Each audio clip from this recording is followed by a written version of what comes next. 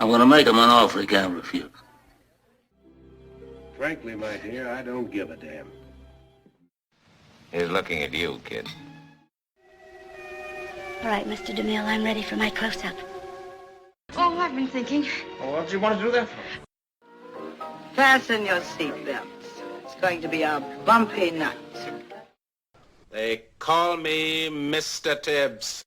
Everyone, and welcome to 99 Years, 100 Films, the podcast where we look at every winner of the Best Picture Academy Award in release order and see why the film's so highly regarded. I'm Trey Hooks, and with me as always is my co-host Blaine Dowler. How are you today, Blaine? I'm doing well. How about you? Great, thank you. And evidently he had such a great time, he wanted to come back, or we've been keeping him prisoner, you choose. But we're once again joined by Is It Jaws's Paul Spataro. How are you today, Paul? I'm good, thanks. I've been sitting at my computer for a month waiting for this. Your dedication is appreciated. This time we're looking at the 49th Annual Academy Awards, covering films released in 1976, and the Best Picture winner of that year, Rocky, directed by John G. Avildsen. Rocky premiered on December 3rd, 1976, and features Sylvester Stallone as Rocky, Carl Weathers as Apollo Creed, Talia Shire as Adrian Panino, Burgess Meredith as Mickey Goldmill, and Burt Young as Paulie Panino. The film's screenplay was written by Sylvester Stallone. I will kick us off by going through the synopsis from Wikipedia. In 1975, the heavyweight boxing world champion Apollo Creed announces plans to hold a title bout in Philadelphia during the upcoming United States bicentennial. However, he's informed 5 weeks from the fight date that his scheduled opponent, Mac Lee Green, is unable to compete due to an injured hand. With all other potential replacements booked up or otherwise unavailable, Creed decides to spice things up by giving a local contender a chance to challenge him. Creed selects Rocky Balboa, an Italian-American journeyman southpaw boxer who fights primarily in small gyms and works as a collector for a loan shark. Rocky meets with promoter George Juergens, assuming that Creed is seeking local sparring partners. Reluctant at first, Rocky eventually agrees to the fight, which will pay him $150,000. Rocky undergoes several weeks of unorthodox training, such as using sides of beef as punching bags. Rocky is later approached by Mickey Goldmill, a former bantamweight fighter who turned trainer and whose gym Rocky frequents, about further training. Rocky is not willing initially, as Mickey has not shown much interest in helping him before and sees him as a wasted talent, but eventually Rocky accepts the offer. Rocky begins to build a romantic relationship with Adrian Panino, who is working part-time at the J&M Tropical Fish Pet Shop. Adrian's brother and Rocky's best friend Paulie helps Rocky get a date with his sister and offers to work as a cornerman with him for the fight. Paulie becomes jealous of Rocky's success, but Rocky placates him by agreeing to advertise the meatpacking business where Paulie works as part of the upcoming fight. The night before the fight, a sleepless Rocky visits the Philadelphia Spectrum and begins to lose confidence. He confesses to Adrian that he does not believe he can win, but strives to go the distance against Creed, which no other fighter has done, to prove himself to everyone. On New Year's Day, the fight is held with Creed making a dramatic entrance dressed as George Washington and then Uncle Sam. Taking advantage of his overconfidence, Rocky knocks him down in the first round, the first time Creed has ever been knocked down. Humbled and worried, Creed takes Rocky more seriously for the rest of the fight, though his ego never fully fades. The fight goes on for the full 15 rounds, with both combatants sustaining various injuries. Rocky, with hits to the head and swollen eyes, requires his right eyelid to be cut to restore his vision. Apollo, with internal bleeding and a broken rib, struggles to breathe. As the fight concludes, Creed's superior skill is countered by Rocky's apparently unlimited ability to absorb punches and his dogged refusal to go down. As the final bell sounds with both fighters embracing each other, they promise each other there will be no rematch. Aside, they lied.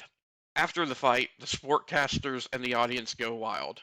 Juergens announces over the loudspeaker that the fight was the greatest exhibition of guts and stamina in the history of the ring, and Rocky calls out repeatedly for Adrian, who runs down and comes into the ring. As Juergens declares Creed the winner by virtue of a split decision, Rocky and Adrian embrace embrace and profess their love for each other, not caring about the outcome of the fight. So let's throw it open by just talking about, let's start with Sylvester Stallone, because this was the film that obviously put Stallone on the map. Yeah, not his first job, but the one where people said, oh, hey, there's a name to watch. Stallone is a strange thing for me because I think he is far more intelligent than perception is for him. And I think he's a better actor than perception is for him. I think people confuse the man with the role frequently. He's made some bad choices in his career as far as certain movies he's been in and certain things he's done. But I think he is a very smart writer. I think he is a decent quality director. And I think he's a fairly good actor. But again, like I said, I think people confuse the role with the actor himself. And they think of him as kind of a palooka. I agree, but you can't be an idiot and write a best picture winning film. Oh, I agree. I don't think he is an idiot at all. I think he's a good actor. I think he's a very smart man. But I think, like I said, I think perception and reality separate on him. I agree, and I think as times changed during the 80s and the nature of the blockbuster changed film, I think audience expectations changed, and I think his characters were dumbed down or diminished as a result of that. Rocky Balboa is a very complex character.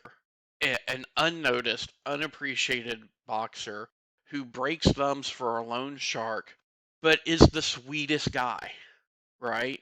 The synopsis doesn't talk about the little interchange between him and the girl Angela, the neighborhood girl.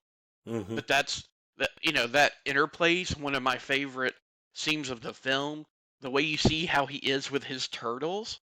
Rocky's the embodiment of, the guy with the heart of gold. And I think as the series goes on, and I don't want to take us too far into the other films, the spectacle kind of overshines the character. But Stallone gives us a really complex performance here. I agree. Yeah, I think this is a case of almost someone who peaked early, because the films that he became known for really were this and then First Blood, right? The first Rambo film. And both of those series degenerated, which didn't help his reputation. He became a draw for his muscles more than his mind. So the roles he was being offered after that were not based on scripts that would be intellectually challenging for the audience. Right? This one has layers. This has things you could think about and chew on after the fact. But is that true of Cliffhanger? Is that true of Demolition Man? I mean, he became known as the action guy, and the action genre is not well known for making you walk away and challenge your life choices. Well, that's what I kind of said earlier, where I think he made some bad choices in his career. And not necessarily bad choices, because, we covered Cliffhanger on Is It Yours? I enjoyed that movie very much. We've covered through Rocky IV on Is It Yours so far. And just by the way, as a plug for that, we did this particular movie on Is It Yours number 17. So I'm going to probably pull back and not comment quite as much to try not to repeat things I've already said. But I think he became a little bit a victim of giving the audience what he thought they wanted instead of trying to stretch himself. And then I remember, I guess it was in the late 80s, early 90s, where they said, oh, he's going to, show everybody in this new movie, Copland, what he could do. And he did try to stretch himself a little bit. That movie, was kind of a failure. I think that came back to bite him a little bit, because it's like, okay, when I give the audience what they want, people complain that I'm not stretching myself as an actor or doing things. And then when I try to take a part where, it's a little bit more complex with a layered character, people say, that movie just wasn't that good. I think a lot of actors choose to kind of jump back and forth, and it's probably a mistake he made by not doing that. A lot of times actors will play a part to get the studio to bankroll the part that they want to do. So they'll do the blockbuster if you'll pay, if you'll produce this other movie that I want to do, this much smaller scale one that's going to stretch me as an actor. And I think Stallone probably would have been well served to do that. I think instead what he did was he said, well, if you want me to do this movie, then let me direct it. That kind of thing. So, he traded off, and I think it hurt it certainly didn't hurt his career to speak of, but I think it hurt his legacy. Yeah, I was actually working in a movie theater when Copland came out. So that was about the mid-90s. I worked in that theater from 95 to 97. Or 98, I guess. No, September 94 to September 97. And part of the issue, when we finally got it, it was in one of the smaller theaters. And I think one of the reasons it underperformed was don't remember the specifics. It wasn't quite like True Lies, but every dollar you spend in the box office is divided between the exhibitor, so the actual movie theater itself, the distributor, the production company, and whatever portions of the box office ticket are going back to the director, the actors, and so forth. So it's a piece of that pie. And Copland wasn't as egregious as True Lies, but it was asking exhibitors to take a smaller piece of that pie than they otherwise would. So not all distributors picked up the movie because of that, or not all exhibitors. So it didn't get the exposure to really change his reputation. Right? We had it in one of our smaller theaters. It sold out, but again, it was in the smaller theater where every other Stallone movie we had, even Judge Dredd, which was pretty abysmal, opened in the biggest one. So, but again, yeah, it wasn't like True Lies where at that time we would average keeping between 35 to 50% of the box office dollar for every dollar spent for a movie in a new release. And True Lies never came to our theater or most theaters. That's why it didn't perform as well in the box office, because they were asking exhibitors to just keep 5%, which was the most egregious one until the Star Wars prequels, where they were asking for a large share. And for Canadian retailers, they wanted the equivalent average share in US dollars. So, yeah, by the time we hit the Star Wars sequels, if you did not see it in 3D, the Canadian exhibitor lost money on your ticket because they had to send more than 100% of the box office ticket back to Fox in the US. Anyway, that's getting a little off track, but yeah, I think this is one that proved that Stallone is capable of more than his subsequent jobs asked him to do, for the most part. Agreed. I definitely see that as, again, there's career choices that you make, and certainly he never hurt his career financially. I think he's done very, very well. But again, I don't think he's ever going to go down in the annals as an all-time great actor. I don't know if he would have if he had tried to stretch himself, but I do think he was a fine actor and certainly could have stretched himself more than he did. Mm-hmm. And yeah, as you're saying, he's got the business side of show business down. And I know he tried the comedies with Oscar and Stop or My Mom Will Shoot. Mixed success, we'll say. There's a definite mixed reaction from the audiences. He's gotten really good notices for returning to the Rocky role in the past, I'll say, 5 or 6 years. And I'm hearing, I haven't started watching it yet. I'm hearing really good things about his new series, Tulsa King. So maybe it's not too late for him to kind of redeem the critical reception of his acting career.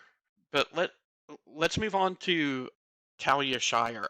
I think throughout the franchise, the character of Adrian is kind of remembered as being kind of the worrier or the nag, but if you watch the films, that's not true, and that's especially not true here. And I think she does a great job of portraying this very shy, withdrawn woman, and how Rocky kind of pulls that, or pulls the real Adrian, if you will, out of that.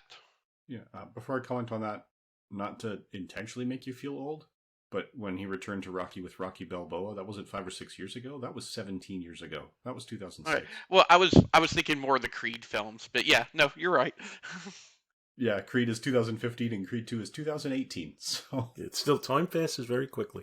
But no, yeah, I would agree that Talia Shire plays this really well. She's one of the people here that was already established in movies too, because she was part of our conversations for the Godfather films. Talia Shire, she doesn't have a stellar career. If you look, I guess she hasn't felt the need to work as consistently as some actors and actresses do. But she certainly gives a good performance in this movie. She plays these shy, let me show you how I feel with my facial expressions part very well, because she's not called on to do a lot of dialogue. So it's more her physical acting than anything else in this particular movie. And then in the later movies, and I think that's where you get that, what Trey was talking about with the reputation as the warrior. And I don't mean warrior as in somebody who goes to war. I mean warrior as somebody who worries a lot. But, speaking purely of this movie, I think, she's not asked to stretch that much. And I think she makes the absolute most out of this part with her physical acting.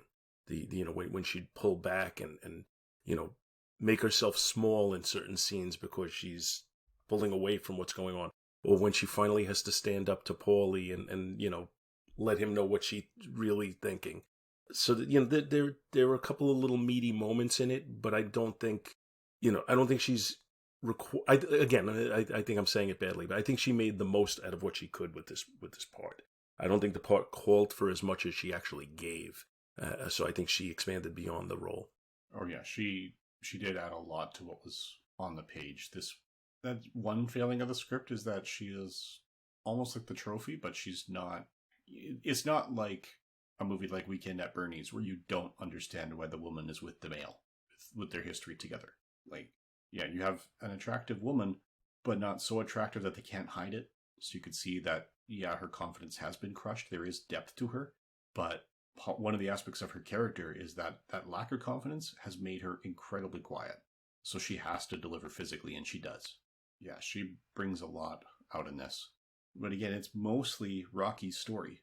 Aside from a couple of scenes that focus on Apollo Creed, Rocky is in every scene. So you don't get scenes of Adrian without Rocky. Right? We don't get scenes of Polly without Rocky. Either Rocky or Apollo Creed is in every single scene we see. And I think there's only 2 scenes with Apollo where there's that first scene where he decides to give the local champ a shot.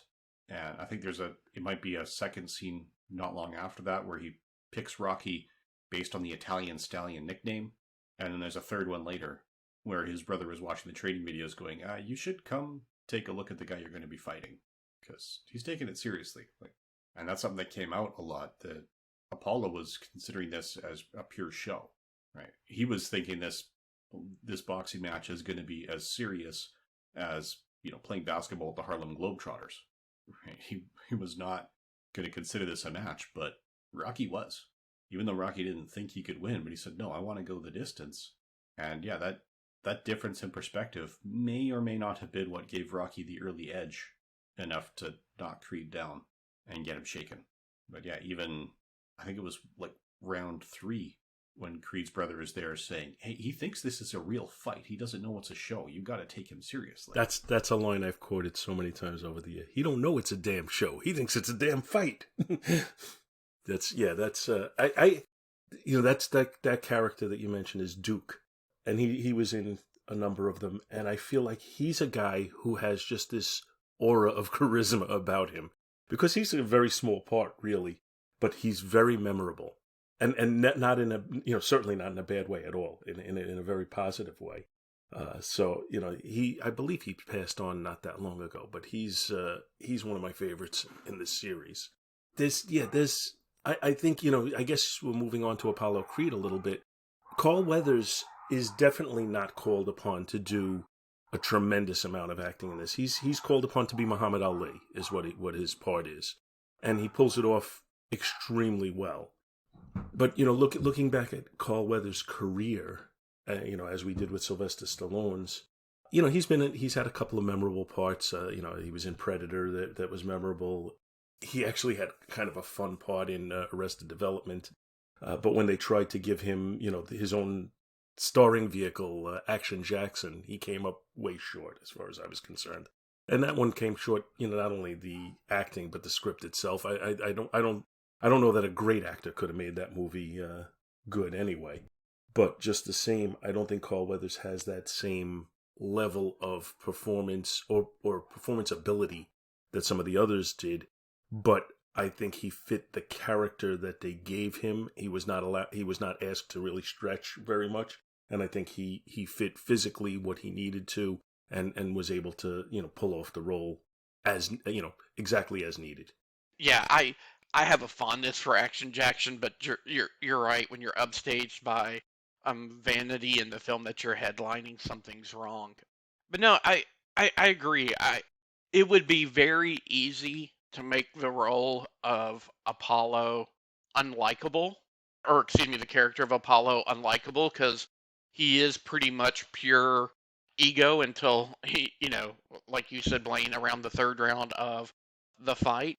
But Carl Weathers keeps him charming. He's not you're rooting for Rocky because Rocky's such a sweet guy. You're not rooting for Rocky because you dislike Apollo Creed so much.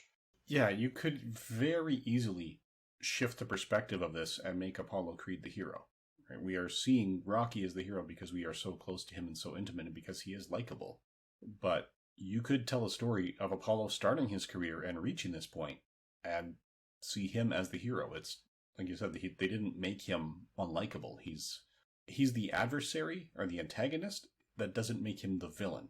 You could even show him from the perspective, just with this movie, not of his career coming up, from the perspective of the story we saw in this movie about how you have to change the dialogue a little bit and expand it, but you could show how he decided to champion this, down and out guy who really didn't have a career and give him a shot. You could make him the hero of the movie by showing him as being benevolent in that way.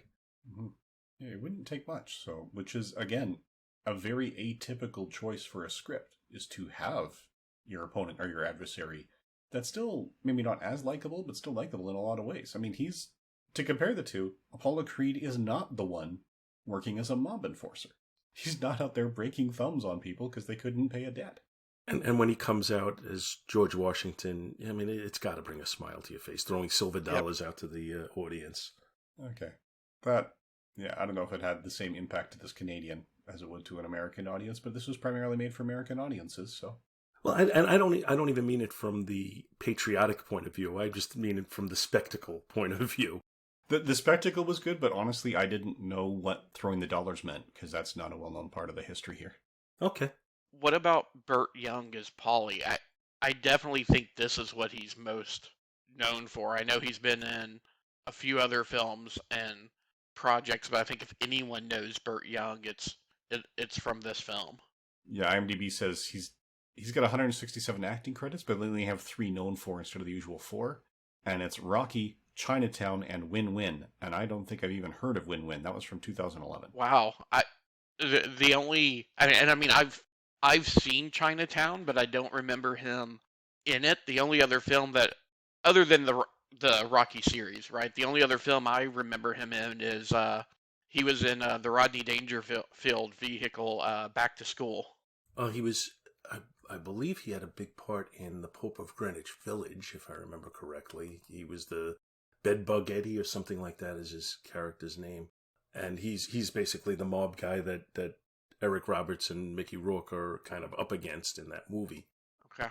And very, very good part in what was ultimately a very underrated movie. Yeah, he fits the character very, very well. I don't know why, but the scene that sticks out in my mind is early on when he's first introduced and he's in the bathroom trying to comb what's left of his hair in the shards of a mirror and just saying, "If I catch the guy who broke this mirror." I don't know why, but that scene stood out to me as just kind of amusing and kind of gives you his character a little bit, gives you a little, quick insight to him. And that's something I guess that's worth mentioning too.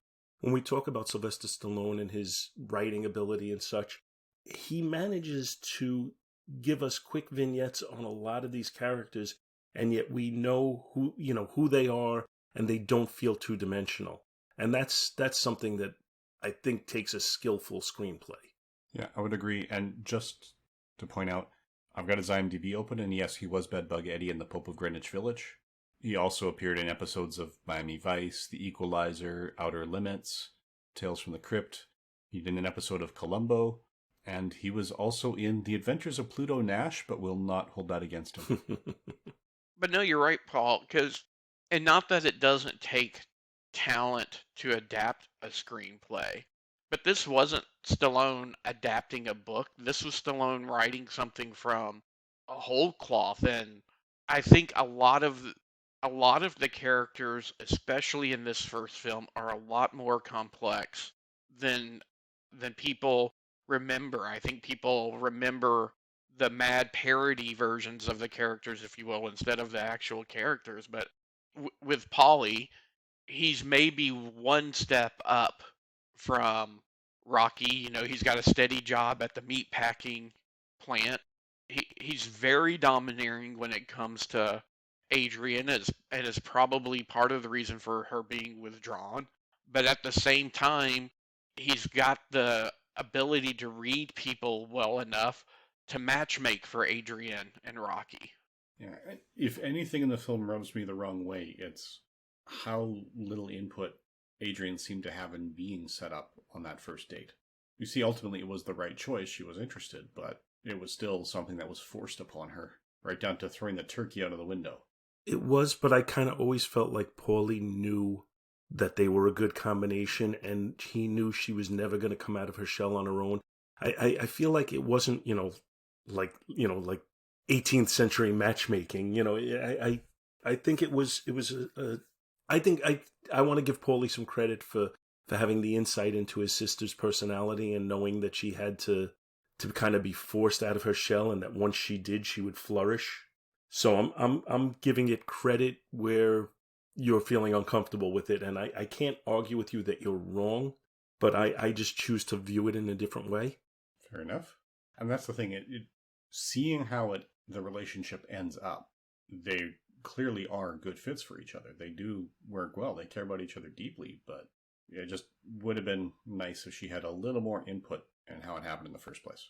And then I think that brings us to kind of the last main character, Burgess Meredith as Mickey. And I mean, extremely long and storied career, but this and the Penguin from the '66 Batman TV show are probably the roles that Burgess Meredith are most known for.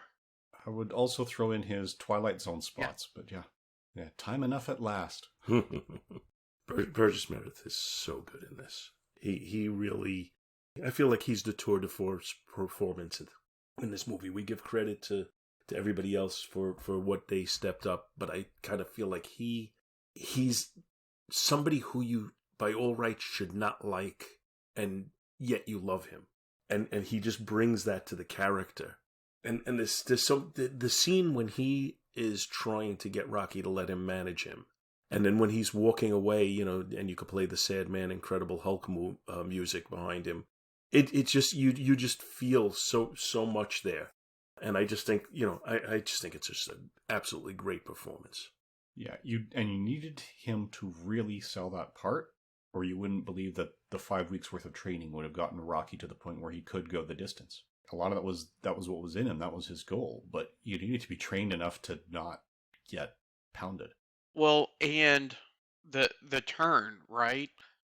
Because in the beginning, before Rocky got the offer from Apollo, Mickey was as against Rocky as anybody else, right? You're a bum. Your stuff's getting thrown out of my gym. I'm tired of you being here stinking up the place. And then when he realizes that through Rocky, he may be able to better connect with the career he once had and maybe wanted to have, he humbles himself to go back to Rocky. And you're right, Paul. It's a great scene. And I'm even giving him credit retroactively. When he first kicks Rocky out of the gym, you're thinking, oh, this guy's just a hard ass, and he's screwing over this character that we like so much. And then as the movie goes on and you see everything, I get the feeling, I start to believe he saw Rocky's potential and saw Rocky squandering that potential, which he kind of says. But now I believe it, that he was, this was the tough love kick in the ass. It was not, I'm just going to be a jerk to you. Yeah, and I think that comes out in that same scene you mentioned where he comes to be or asked to be the trainer, and reveals that, the main issue he has with Rocky is he's working for the mob. And that's a legitimate issue to have with someone. And I could see him not wanting someone like that in the space, but tolerating him for as long as he did because of the potential he saw in him. Because, hopefully this $150,000 payoff is enough to turn things around. And tipping my hand a little bit with the history of the film, I watched it on TBS on one of the marathons of all 5 Rocky movies before Rocky Balboa had come out, when there were only 5, and was pleasantly surprised. I had it on the background. There's a lot of boxing movies out there, and many of which by directors I really enjoy. I mean, Stanley Kubrick is one of my favorites, and he's got 2 boxing movies. He's done Killer's Kiss and Day of the Fight. Robert Wise directed the setup. I have a strong distaste for boxing as a sport. I don't get the entertainment value in 2 guys beating the crap out of each other to see who does a better job of beating the crap out of the other guy. So I respect that there's athleticism and skill, and I understand it used to be illegal and they only legalized it to try and save lives because that meant they could regulate it. Because boxing was happening one way or the other and just a lot more people were dying. So it's like when they reversed prohibition, it was, it's better off to regulate than to prohibit because it's happening anyway. But with all these boxing movies, so far, there is a grand total of 1 boxing movie I like, and this is it. I started watching it as the marathon, enjoyed the first one, only about 20 minutes into Rocky 2 before I switched channels and found something that was more engaging for me. So to me, that just the fact that this is the one exception, and that's something that not even Kubrick could pull off, for me, is saying quite a bit about this one film. Oh, my son's now 13. He was 12 last year. Obviously, sorry for being redundant, but a friend of his whose parents are much more restrictive than I am in what they let their son watch had asked Clark if he had ever seen Rocky, and he came home and asked me, what is this Rocky movie? And I put it on, we watched it together, and he was transfixed. And over the span of 2 weeks, we watched Rockies 1 through 5 because he got hooked. Then life got in the way, so we haven't picked back up with Rocky Balboa and finished, but he still mentions to me, someday we need to sit down and watch Rocky Balboa. I need to see the Creed films. But this film was enough to get him invested to where he wanted to see the whole series. I think that speaks to the power and the quality of this film. There is no Bull Durham franchise, right? There's, there is no Natural franchise. There's not really a successful sports franchise in terms of films. This is really it, and I think that's all due to the foundation that's laid here. Does the Mighty Ducks count? I think they got up to 3, didn't they? Yeah, I guess so. And then there's The Big Green, which is Disney's soccer movie, which is really like, you take the Mighty Ducks script and search and replace.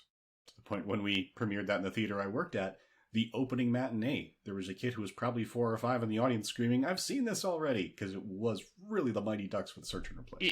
I was thinking Major League, but I don't count that as a successful franchise just because of how it quickly goes over a cliff. But yeah, I guess Mighty Ducks would count in that same vein. Yeah, but again, that's very, very different. That's giving kids more of what they like. And those of us who've had young kids, I mean, my girl's 16 months old, but you still know exactly what she likes because she's a huge music fan. Sometimes we'll, when we're getting ready in the morning after breakfast, sometimes she'll get 15, 20 minutes of screen time while mom and dad are running around packing diaper bags to bring her to daycare and whatnot. And I think since she was 12 months old, she would ask for Katy Perry's Roar by name. She would say Roar and point to it on the screen. Now it's mostly Elmo, but yeah. There's things that she will specifically ask for that we know she likes. Put the iPad in front of her and she will rewatch the same video 3 or 4 times. I have to tell you, Blaine, I totally understand your distaste with boxing, but I was a fan of the sport at one time. The sport has kind of faded, and so has my interest in it. I do occasionally watch some classic fights from years and years ago. I have seen boxing movies that I'm a fan of beyond the Rocky series. Raging Bull, I think, is an excellent movie. Cinderella Man, I think, is an excellent movie. If we want to go back to old classics, I really enjoyed Gentleman Jim with Errol Flynn. I'm trying to remember the Kirk Douglas movie, I believe it's called The Fighter. There's also Someone Up There Likes Me, which is Paul Newman. So, there are definitely boxing movies that I am a fan of, and I was at one time a fan of the sport. This movie in particular, and to be quite honest, the Rocky series, does not show what boxing is really like. It shows these people getting hurt. It shows, these movies are, as far as the boxing matches themselves, are very cartoony in comparison to what real boxing is. That's something I'm willing to absolutely forego. I don't necessarily need the realism. You see that more in Raging Bull, certainly. There is more of the Cinderella story to this than there is the boxing match. So the boxing match is just the culmination of the story. It is not the story in and of itself. So I don't know. It's got a different element to it as far as I'm concerned. Yeah, I think the reasons I think this needs to be a boxing story and not some other sport, the two of them are because it is one-on-one, right? This is not about a team sport. This is about Rocky, not Rocky on a team, which again sets it apart from Mighty Ducks, right? You're not building a team with a rotating roster. This is about one guy. And the other thing is, to make the ending work, it has to be a sport where there's an upper limit for how long it can go, but it could be over in 20 seconds if one person dominates too much. Right, so we need to see that he can go the distance. As for the other movies go, I have not yet seen Raging Bull or Ali with Will Smith, and those are the two I'm still. Yeah, I've heard so many good things about them. I am open to it. I'm just, because of my history with watching boxing movies and directors that I like doing the boxing movies, I'm not going out of my way. But if I'm looking to have something on and it pops up on Netflix or something when I'm scrolling through the list, I'll probably check them out. So, anything else anyone wants to cover before Blaine starts taking us through the nominations and winners for the year? No, I think I'm good. All right. Well, in that case, the 49th Annual Awards were held on March 28th, 1977 in the Dorothy Chandler Pavilion, hosted by Richard Pryor, Ellen Bernstein, Jane Fonda, and Warren Beatty, and directed by Marty Pasetta. And in the categories, Best Picture went to Rocky, clearly beating out All the President's Men, Bound for Glory, Network, and Taxi Driver. Best Director went to John Avildsen for Rocky, beating out Alan J. Pakula for All the President's Men, Ingmar Bergman for Face to Face, Sidney Lumet for Network, and Lena Wertmuller for Seven Beauties. And I'm trying to recall if we've had a female Best Director nominee. Oh, no, we haven't. She was the first woman nominated for Best Director. Best Actor went to Peter Finch for Network, beating out Robert De Niro for Taxi Driver, Giancarlo Giannini for Seven Beauties, William Holden for Network, and Sylvester Stallone for Rocky. When you talk about the acting range, a lot of people these days were shocked to hear that he was nominated for an Oscar, but for this role he was. Best Actress went to Faye Dunaway for Network, beating out Mary Christine Barreau for Cousin Cuisine, Talia Shire for Rocky, Sissy Spacek for Carrie, and Liv Ullmann for Face to Face. Best Supporting Actor went to Jason Robards for All the President's Men, beating out Ned Beatty for Network, Burgess Meredith for Rocky, Laurence Olivier for Marathon Man, and Burt Young for Rocky. Best Supporting Actress went to Beatrice Straight for Network, beating out Jane Alexander for All the President's Men, Jodie Foster for Taxi Driver, Lee Grant for Voyage of the Damned, and Piper Laurie for Carrie. Best Screenplay written directly for the screen, based on factual material or on story material not previously published or produced. This is a long way to now say Best Original Screenplay. That went to Network by Patty Chayefsky, beating out Cousin Cuisine, The Front, Rocky, and Seven Beauties. So that was another Stallone nomination here.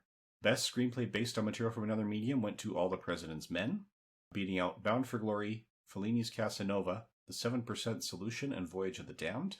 Best Foreign Language Film went to Black and White in Color, beating out Cousin Cuisine, Jacob the Liar, Nights and Days, and Seven Beauties. Best Documentary Feature went to Harlan County, USA, Hollywood on Trial, Off the Edge, People of the Wind, and Volcano, an inquiry into the life and death of Malcolm Lowry. Best Documentary Short Subject went to Number Our Days, beating out American Shoeshine, Blackwood, The End of the Road, and Universe. Best Live Action Short Film went to In the Region of Ice, beating out Kudzo, The Morning Spider, Nightlife, and Number One.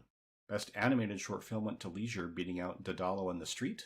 Best Original Score went to Jerry Goldsmith for The Omen, beating out Obsession, which is a posthumous nomination for Bernard Herrmann, The Outlaw Josie Wales, Taxi Driver, which is another posthumous nomination for Bernard Herrmann, and Voyage of the Damned by Lalo Schifrin, who I didn't realize did a lot of movie scores. I know Lalo Schifrin mostly for coming up with the Mission Impossible theme. Best Original Song Score and its adaptation or adaptation score went to Bound for Glory, beating out Bugsy Malone and A Star is Born. Best Original Song went to Evergreen, the love theme from A Star is Born, beating out Ava Zatani for The Omen, Come to Me from The Pink Panther Strikes Again, Gonna Fly Now from Rocky, and A World That Never Was from Half a Mouse. Best Sound went to All the President's Men, beating out King Kong, Rocky, Silver Streak, and A Star is Born. Best Costume Design went to Fellini's Casanova, specifically to Danilo Donati, beating out Bound for Glory, The Incredible Sarah, The Passover Plot, and The 7% Solution. Best Art Direction went to All the President's Men, beating out The Incredible Sarah, The Last Tycoon, Logan's Run, and The Shootist. Best Cinematography went to Bound for Glory, beating out King Kong, Logan's Run Network, and A Star is Born. And Best Film Editing went to Rocky, beating out All the President's Men, Bound for Glory, Network, and 2 Minute Warning.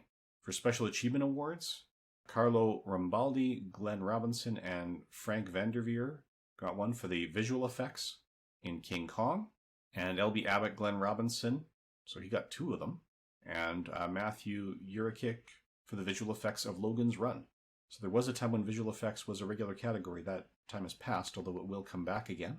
And the Irving Jean Thalberg Memorial Award went to Pandro S. Berman. Now, films with multiple nominations. Network and Rocky had 10 each. There were 8 nominations for All the President's Men, 6 for Bound for Glory, 4 for Seven Beauties, A Star is Born, and Taxi Driver, 3 for Cousin Cuisine and Voyage of the Damned, and 2 nominations each for Carrie, Face to Face, Fellini's Casanova, The Incredible Sarah, King Kong, Logan's Run, The Omen, and The 7% Solution. Multiple award winners. All the President's Men and Network won 4 each. Rocky won 3, and Bound for Glory won 2.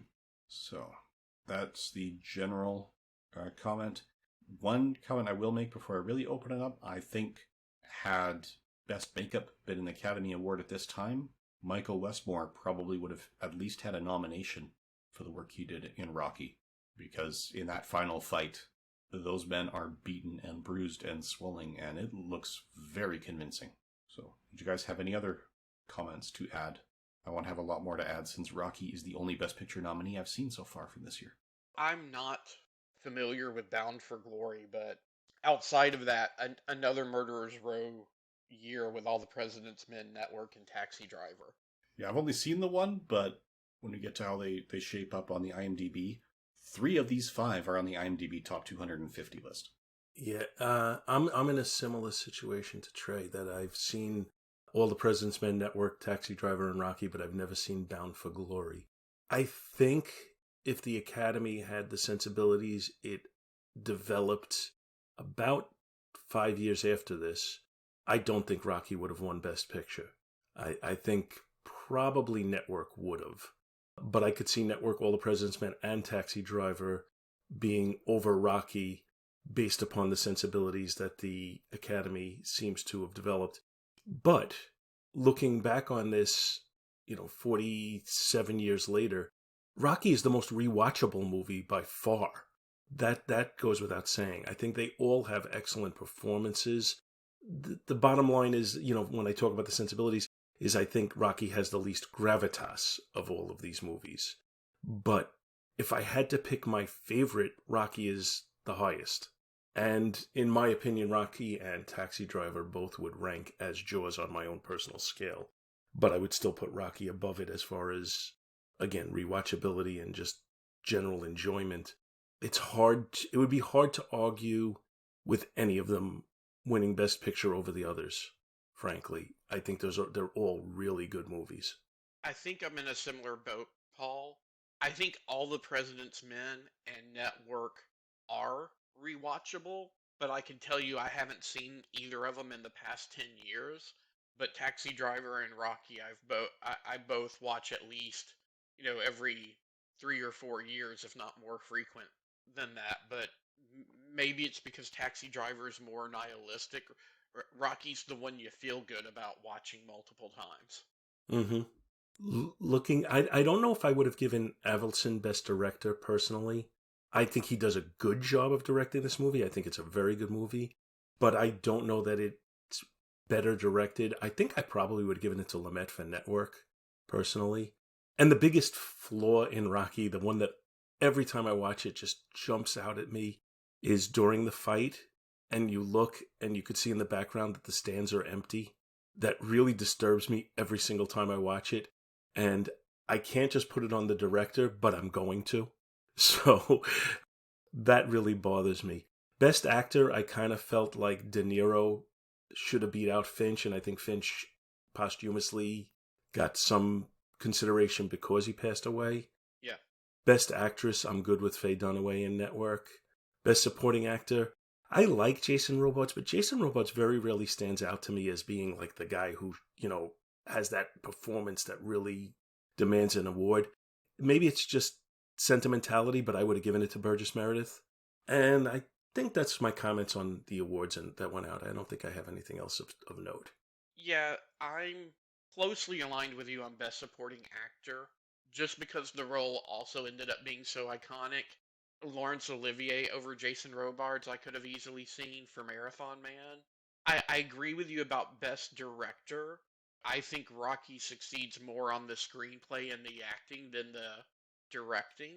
At the same time, I can't say that Sylvester Stallone should have beat Patty Chayefsky for Network for Best Screenplay, so I don't have any objections there, but I think that if I wanted to see it win for one or the other, I would have wanted to see it win for screenplay over directing.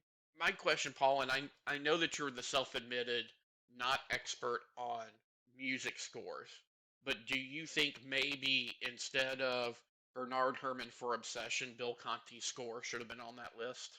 Absolutely. Yeah, I mean, Bill Conti has one of the greatest scores in my mind that I've ever heard. There's the part in this, I just find it to be so, it's, I've talked in the last one we covered about Goosebumps.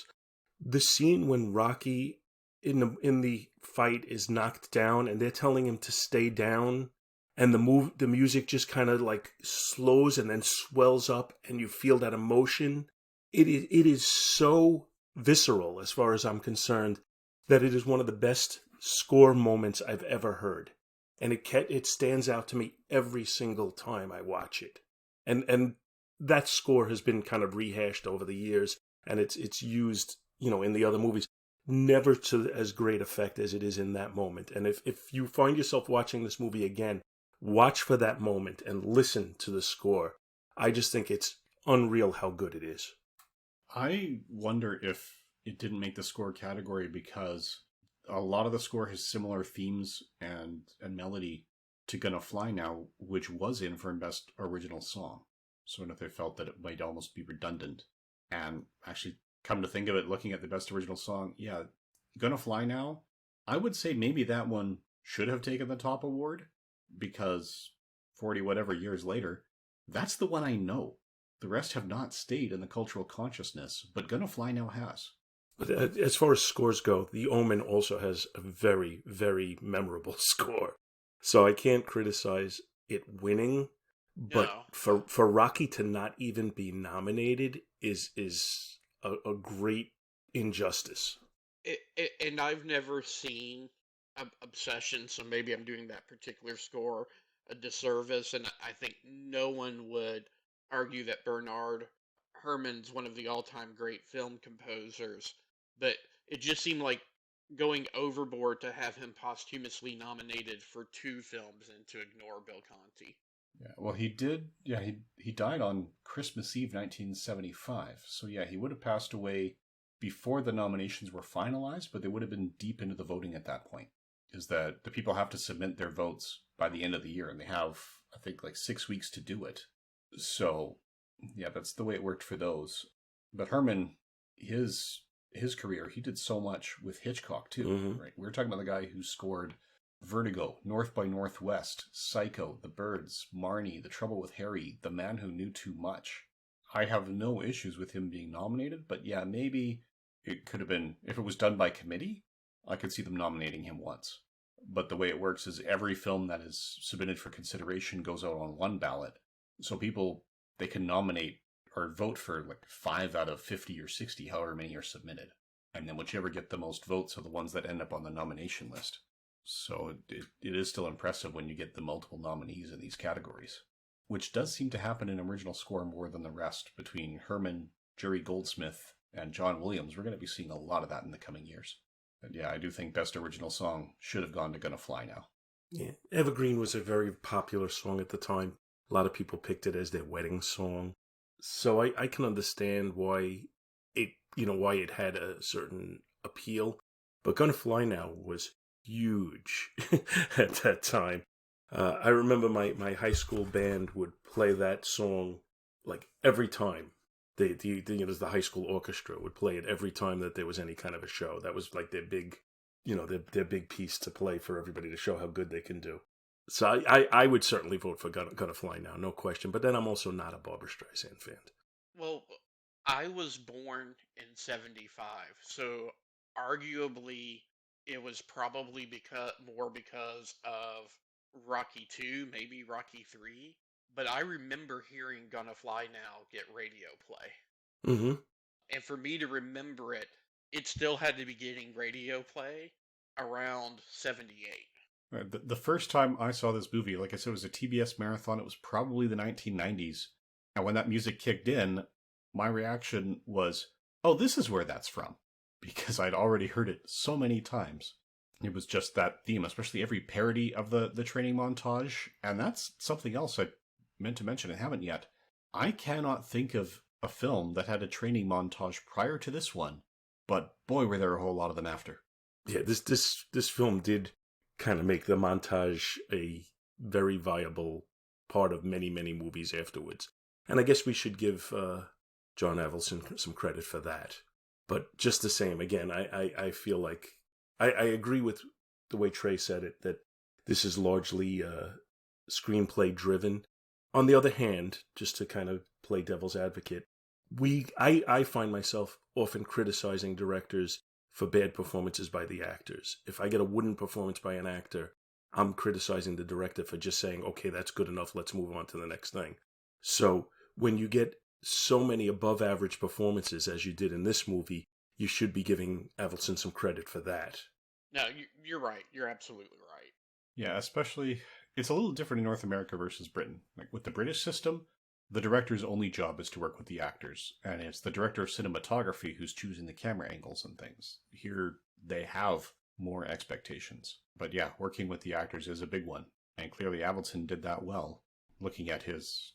I've always criticized George Lucas's directing for being more worried about how they're going to do the CGI and how they're going to put in the special effects, and just making sure his actors hit their marks and don't flub their dialogue, but not necessarily worrying about the quality of the performance and kind of leaving it up to the actors to self-police themselves. So I think that's why we see such a wide range in certainly in the Star Wars prequel movies, such a wide range of acting level from the actors, because they were kind of on their own to step up their game if they could. Yeah, he was not a good director to be working with Jake Lloyd or any other child actor for Episode 1. George Lucas, he's really good at the outline level of storytelling, and he is a very good editor, but he makes his best product when he hands out the final screenplay to someone else and the directing to someone else. But anyway, we'll talk more about that next month, I guess. So do we have any other comments about this before we go on to the Golden Globes? No, I'm good. All right. So the Golden Globes, the 34th Annual Golden Globes, for the Best Motion Picture Drama, that went to Rocky, beating out All the President's Men, Bound for Glory, Network, and Voyage of the Damned. Taxi Driver didn't make the list. For Comedy or Musical, that went to A Star is Born, beating out Bugsy Malone, The Pink Panther Strikes Again, The Ritz, and Silent Movie. For Best Performance Drama, Actor went to Peter Finch for Network, beating out David Carradine for Bound for Glory, Robert De Niro for Taxi Driver, Dustin Hoffman for Marathon Man, and Sylvester Stallone for Rocky. Actress went to Faye Dunaway for Network, beating out Glenda Jackson for The Incredible Sarah, Sarah Miles for The Sailor Who Fell from Grace with the Sea, Talia Shire for Rocky, and Liv Ullmann for Face to Face.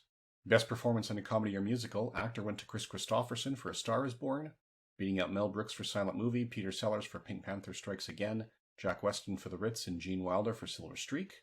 Actress went to Barbra Streisand for A Star is Born, beating out Jodie Foster for Freaky Friday. Barbara Harris for 2 movies. She was nominated for both Family Plot and Freaky Friday. Goldie Hawn for The Duchess and the Dirtwater Fox. and Rita Moreno for The Ritz. Best Supporting in Drama, Comedy, or Musical. For the actor, it went to Laurence Olivier in Marathon Man, beating out Marty Feldman in Silent Movie, Ron Howard in The Shootist, Jason Robards in All the President's Men, and Oscar Werner in Voyage of the Damned. Supporting actress went to Catherine Ross for Voyage of the Damned, beating out Lee Grant for Voyage of the Damned, Martha Keller for Marathon Man, Piper Laurie for Carrie, Bernadette Peters for Silent Movie, and Shelley Winters for Next Stop Greenwich Village. Best Director, Sidney Lumet took it home for Network, beating out Hal Ashby for Bound for Glory, John Avildsen for Rocky, Alan Pakula for All the President's Men, and John Schlesinger for Marathon Man. Screenplay went to Network, Patty Chayefsky, beating out All the President's Men, Marathon Man, Rocky, Taxi Driver, and Voyage of the Damned. Best Score went to A Star is Born, beating out Bugsy Malone, Rocky, Slipper in the Rose, and Voyage of the Damned. So here he did get the nomination for Rocky. Best Original Song went to Evergreen, beating out Bugsy Malone, Car Wash, I'd Like to Be You for a Day from Freaky Friday, Hello and Goodbye from Noon Till 3, and So Sad the Song from Pipe Dreams. Gonna Fly Now was not nominated here. So again, Conti was nominated one or the other. Foreign film, Face to Face from One, out of Sweden, beating out Cousin Cousine, Small Change, Seven Beauties, and The Slipper and the Rose.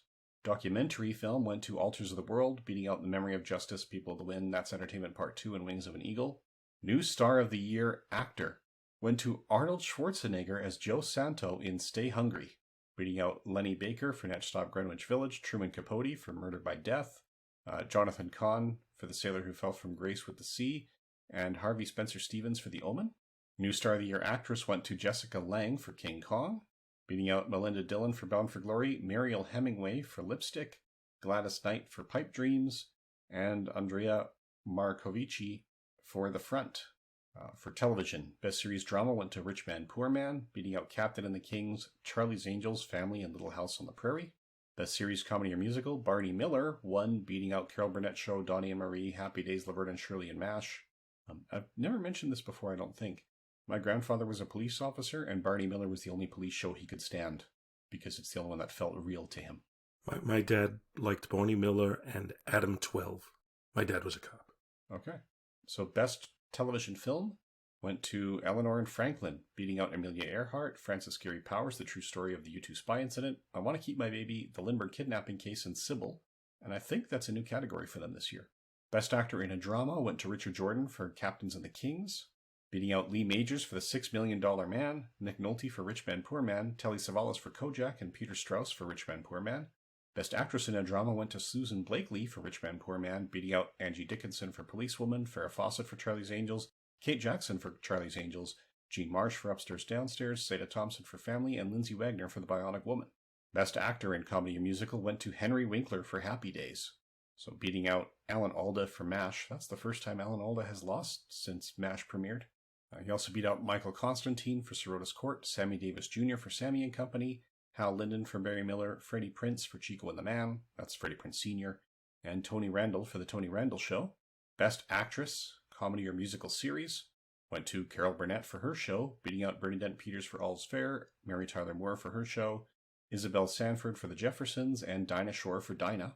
Best Supporting Actor went to Ed Asner for Rich Man, Poor Man, beating out Tim Conway from The Carol Burnett Show, Charles Durning for Captains of the Kings, Gavin MacLeod for The Mary Tyler Moore Show, and Rob Reiner for All in the Family. Best Supporting Actress went to Josette Bansett for Rich Man, Poor Man, beating out Adrienne Barbeau for Maud, Ellen Corby for The Waltons, Darlene Carr for Once an Eagle, Julie Kavner for Rhoda, Vicki Lawrence for The Carol Burnett Show, Anne Mira for Rhoda, and Sally Struthers for All in the Family. All right. Any other comments you guys have for this? No, not really. Not for the Golden Globes. Yeah, no, I'm okay. All right. So shall we look at how our Best Picture nominees stack up on the IMDb and Letterboxd these days? Yes. Sure. All right. So on the IMDb, looking at our top 5 nominees, same on Letterboxd, there's definitely 4 and then the 5th. So going through it, of the nominees, Taxi Driver is number 8. It's the highest rated nominee and I think the highest rated English language film of the year. Coming in at number 10 is Rocky. Number 11 is Network. And number 17 is All the President's Men, with Bound for Glory all the way down at number 55. And I should note, the IMDb Top 250 The lowest rated film in the top 250 has an 8.0 out of 10. All the President's Men is a 7.9. So it almost makes the top 250. But Taxi Driver, Rocky, and Network all do. So Taxi Driver is the number 114 of all time. Rocky is 211. And Network is 219. So, yes, time has been very kind to these nominees in this year. Well, it speaks for the quality, I guess. Looking at Letterboxd. So, again, the highest rated of them, highest rated English language film is Taxi Driver. That's number 6 for the year. Network is number 7. All the President's Men is 13. Rocky is 23. And Bound for Glory does not appear in the top 72 films of the year. But they are, all 4 of those are considered better than the best Doctor Who of the year. That's The Deadly Assassin. That comes in at 25. So, at least the way history is stacking up, it looks like people are saying it probably should have been Taxi Driver. But it's not huge margins in the ratings on these. So it's not that Rocky is a poor movie. I mean, it's on that top 250. It's just a really competitive year. I agree with that. Yeah, I'm also scanning through real quick. Blaine, Rocky's also in AFI's 100 Years, 100 Films list. So is Taxi Driver. So is Network. I'm not seeing all the President's Men, but 3 of them are in AFI's, 100 Years, 100 Films list. So yeah, I'm not going to say personally what I would have chosen, because of these 5, as I said, Rocky's the one I've seen, although I think all the President's Men I've been meaning to get to, and just haven't found easy access. But yeah, and Taxi Driver is, again, very well respected, but it also strikes me as one where you have to be in the mood. Taxi Driver can be disturbing if you watch it when you're not in the right mood. Yeah. And just for what it's worth, All the President's Men is currently available on HBO Max, if you have that. HBO Max, as it is, does not appear in Canada, but about half their catalog is on Crave, which I do subscribe to because that's where the new Star Trek series are. And until the 60th anniversary hits, that's where Doctor Who is. So I can check that catalog for All the President's Men. So if this was just a 99 Years, 100 Films episode, from here we would be moving on to the fact that this is another multiple of 10. But before we do that and look at the last decade as a whole, this is crossing over with Is It Jaws, even though Rocky has already been covered on Is It Jaws once. But so I think Trey and I should give our Jaws ratings. Absolutely. And just to throw in there, just by the way, it's my show, so I get to make the rules, and I say we could cover it twice. Okay. So do you want to also remind listeners what the Jaws scale is? So the Jaws scale is rating movies on a scale of 1 through 4, with not necessarily correlating to the quality of the actual Jaws movies, but with a Jaws rating, you're saying it's a nearly perfect movie, an all-time classic. Jaws 2, a very solid movie worthy of multiple rewatching, but not quite up to that classic level. Jaws 3, a movie that you watch, it's okay, and you move on with your life. And Jaws 4, a bad movie, and as Trey has reminded me, there is the Jaws, I don't even remember what number it is, 15, 23, whatever it was from Back to the Future 2, whatever movie they gave it then, which that one I've designated as a movie that's so bad that you enjoy watching it. So that's Jaws 19. Okay. I'll go first. Don't think I'm surprising anybody with everything I've said so far in the podcast. Rocky ranks as Jaws for me. Yeah, for me, before this rewatch, because I saw it for the first time in the 90s, and I think this is now the 3rd time I've seen it, but it's been at least a decade, so it's the first time I thought about it on the Jaws scale. Coming in, I was asking myself, is this going to be a strong Jaws 2 or a weak Jaws? And I'm also coming down that this is Jaws. Well, so we're all in agreement there. All right, so that is the 50th film, so we are halfway through our mandate. And as longtime listeners of 99 Years, 100 Films will know, at every 10th film, we sit down and pick our top and bottom films of the last 10, and then when we're done, all 100 films, we're going to pick our best of those 10. So just to remind people, the ones that are eligible for this one are In the Heat of the Night, Oliver, Midnight Cowboy, Patton, The French Connection, The Godfather, The Sting, The Godfather Part 2, One Flew Over the Cuckoo's Nest, and Rocky. And Paul, I know you haven't been in there for the past little while, but you are welcome to give your picks for these 10. Sure. You guys want to go first? Do you want me to go first? Yeah, anyone who's ready. I'll go first. Best of the decade or of the prior 10 films, I'm going to give to Godfather, and worst for me is probably Midnight Cowboy. Again, we're talking worst out of the best 10 best pictures, so that does not mean it's a bad movie. It just means least favorite to me out of the 10. Paul? I vacillate sometimes whether I prefer The Godfather or The Godfather Part 2, because I feel like The Godfather Part 2 is I enjoy the time jumps in it and everything, and I enjoy the contrast that it creates. But bottom line is I have to come down on The Godfather as being the best one, although it really is splitting hairs as far as I'm concerned between the two of them. As far as the worst, I'm going to agree with Trey. I'm going to put Midnight Cowboy. I'm not going to say it's a bad movie in any way, shape, or form, but I do think Midnight Cowboy garnered some support based on the fact that it was considered to be like edgy for the era, and I don't see it as really anywhere near as enjoyable or rewatchable as any of the other 10. So I'm going to put that as the bottom. Okay. For mine, I actually keep track of my Letterboxd ratings as I go through these. These 10 films have the highest average score of any group of 10 so far. So even though it did end up as an easy pick for me, again, they're not bad movies. The lowest I've rated any movie we've done so far of these 50 is 3 out of 5. And there's a couple movies that got that. For the best, I'm going to go with In the Heat of the Night. That one really blew me away for how meticulously it was made and how strong it was. And for the weakest, I've got to go with Oliver. Again, not a bad movie. On the Jaws scale, it's Jaws 3, which is still in the good territory. You know, it's one I'm happy I saw it. I enjoyed watching it. I just don't plan to go back to watch it again. I don't think I rate any of these below Jaws 2, frankly. Oliver has an element of nostalgia for me, but, everybody's mileage can vary. Yeah, and Oliver, watching it for the podcast, was my first viewing. And I admit I might be a little bit biased against it, considering that was a year when I think the Academy royally messed up the nominees. Because this was the year that 2001, Rosemary's Baby, Planet of the Apes, and How the West Was Won all came out, and not one of the 4 was nominated. That is a very fair critique. We talk about quotability. I often use the "Please, sir, can I have some more?" And in response to "Can I have some more?" I often say "More," and go on with that. So it definitely has that for me. You know how Michael Bailey talks about being able to just instantly remember certain musical numbers?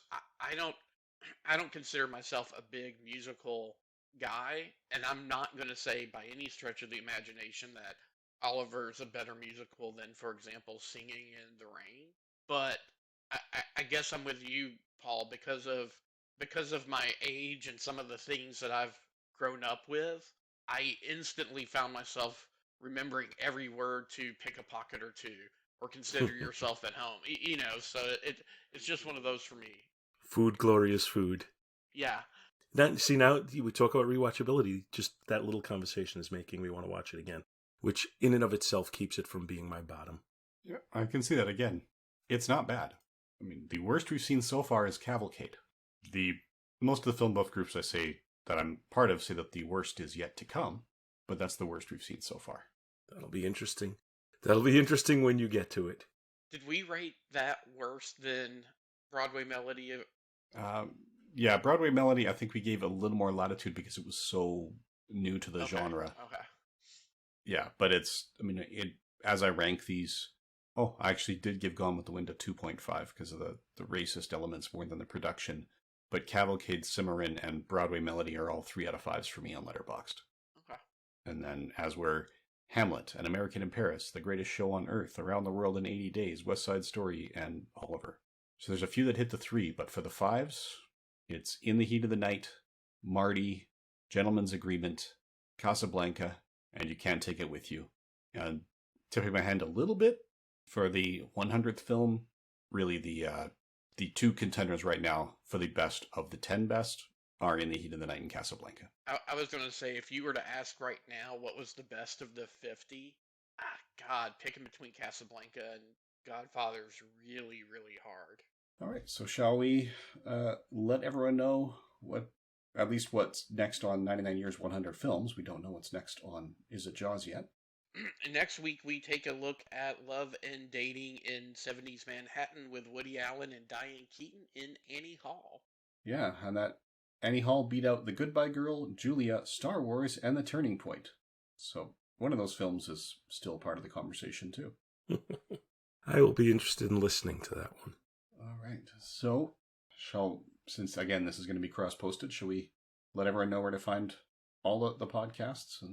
Well, if you're listening to this on 99 Films, you can find me on the Two True Freaks Network, on Is It Yours, or on Back to the Bins. And then we have various shows that go on that are finite in their time. Currently, we are doing The Village People, a look at the series The Prisoner. Yeah, and that's current at the time of recording. But at 34 weeks to run that, because it's, bi-weekly with 17 episodes left, because you just did the Colony preview, that could very well be wrapping up or already done by the time people... Well, it'll still be available if people want to download it after the fact. Yep, and that's with the same group of podcasters that also did Toon Trek for the Star Trek animated series, Listen to the Prophets for Deep Space Nine, and... Keep 'em Flying. Blanking on the name of your Firefly... Oh, Keep 'em Flying. Yeah, it was the Firefly podcast. Yes. And who knows what we're doing next? I don't. Yeah, that's the downside of having as much lead time as we have here, because we talked about it a little bit, but all the podcasts I'm involved in are generally recorded about a year in advance because I'm a teacher, so sometimes I have to do a whole lot of editing in July and August because there's not necessarily time during the school year. All right, so for those listening on the Is It Jaws feed, 99 Years, 100 Films is the podcast Trey and I do together. And then I've got a couple other projects, including an old-time radio series, which should just be wrapping up Duffy's Tavern and moving into Pat Novak for Hire when this comes out. And I occasionally guest host on other podcasts. I'm on air going to put Paul on the spot. Scott promised me a spot on Back to the Bins a while ago, so I got to get on that show at some point, Paul. But you are more than welcome to join me. Just let me know when, and I'll make it happen. Awesome. Okay. So by the time people listen to this, they probably will already have heard Trey on Back to the Bins. Okay. So if you remind me what episode number that is, I'll try and drop it in the notes when I edit and upload Okay, when the time comes that we record it and post it, I will let you know. All right. And meanwhile, to everyone out there, thank you for listening. Thanks, everyone. Thanks for having me on, guys. Oh, our pleasure. Thanks for coming. My mom always said life was like a box of chocolates. You never know what you're going to get. Please, sir, I want some more.